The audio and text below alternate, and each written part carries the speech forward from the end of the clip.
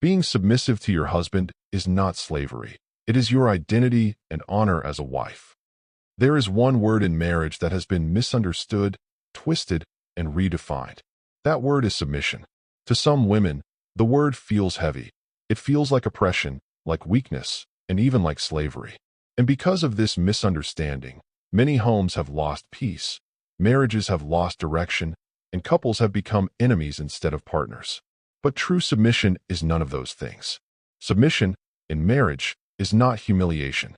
It is not bondage. It is not a declaration that a wife is inferior or less valuable. Submission is a position of honor, identity, and influence, a role designed to bring order, structure, and unity to the marriage. To understand this, we must first understand what marriage really is. Marriage is not a competition, it is a team with roles. Every great team has structure. A football team has a captain, a ship has a captain, a nation has a president, and a home has a leader. Without leadership, there is confusion. Without roles, there is conflict. And without order, there is chaos. Marriage is not two people fighting for control. It is not two people trying to lead at the same time. It is two people walking in agreement, playing different roles for one common purpose. In God's design, the husband is the head, the one who leads, guides, provides, protects, and directs the family. The wife is the helper, the one who supports, nurtures, aligns, and builds. These roles are about responsibility and purpose. A wise woman understands the importance of yielding to her husband's leadership. She knows that two captains cannot steer the same ship, and that a home without headship becomes a battlefield of opinions, decisions, and emotions. Submission does not say, "I am weak." It says, "I choose peace over pride." Submission does not say, "I am helpless." It says, "I trust the leadership of the man I married." Submission does not say, "I have no voice." It says, "I bring my influence through wisdom, softness, and respect." Many wives today fight for power instead of building partnership. They want the authority of a leader, but not the responsibility of leadership. They want to be in control, yet they also desire a man who leads. The conflict is internal before it becomes external.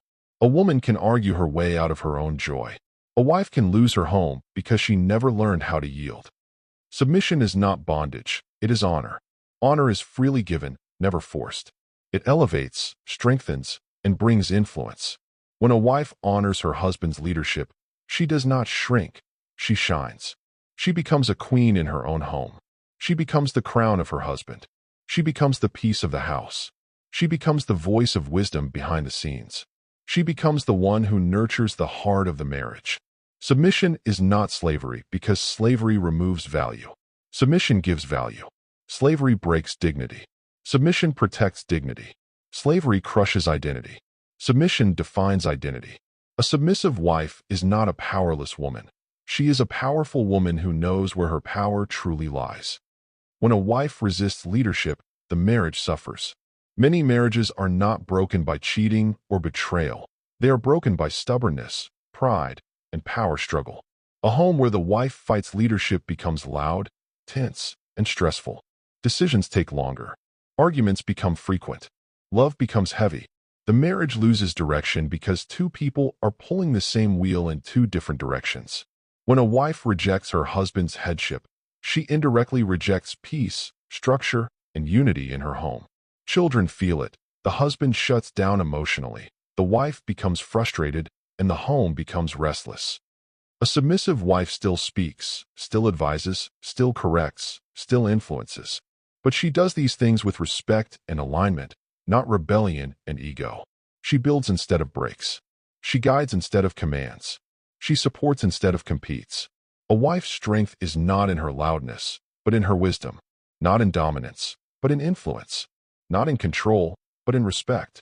Even a king listens to a queen, but he listens because she speaks with grace, not contention. Submission is simply saying, "I trust your leadership, I trust your decisions, and I trust your judgment." Trust cannot exist without submission, and submission cannot exist without trust.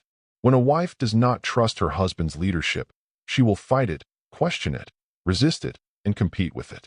But when she trusts him, she gives him space to lead, to think, to protect, and to provide. A man who is respected leads better. A man who is trusted loves better. A man who is supported sacrifices more. The word wife is a powerful identity. It is a role that carries responsibility, influence, and honor. Submission does not take away from that identity. It fulfills it. It allows marriage to function the way God intended. It brings out the best in both the husband and the wife. A submissive wife is not invisible. She is not silent. She is not oppressed. She is not enslaved. She is a woman who walks in wisdom, respect, and order. She is a builder, not a beggar. She is a queen, not a slave. When a woman understands submission, she becomes powerful. When she rejects submission, she becomes frustrated. The peace she is looking for is in alignment, not competition. The joy she desires is in unity, not conflict. The influence she wants is in honor, not ego. Submission is not slavery. Submission is identity, honor, beauty, wisdom, responsibility, and strength. A wife who understands this does not lose herself in marriage. She finds the best version of herself within it and nurtures and strengthens her marriage with honor. If you found this video helpful, please like, share, and subscribe or follow for more insights on love, relationships, and marriage. We'd love to hear from you. Share your thoughts or opinions in the comments below.